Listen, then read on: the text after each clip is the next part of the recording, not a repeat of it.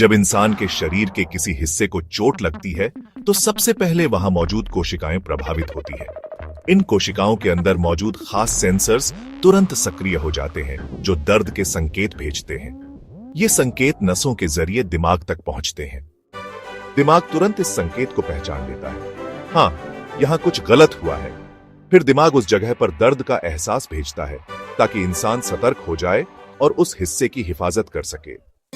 लेकिन दिमाग यहीं नहीं रुकता, वह तुरंत अपने खास केमिकल मैसेंजर्स जैसे कि एंडोर्फिन्स को छोड़ता है जो दर्द को कम करने की कोशिश करते हैं।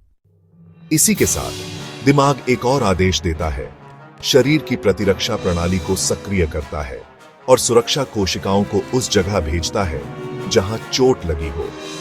ये कोशिकाएं संक्रमण से लड़ती हैं, सूजन को नियंत्रित करती हैं और मरम्मत का काम शुरू कर देती है। ये सब कुछ सिर्फ कुछ ही सेकंड्स में हो जाता है।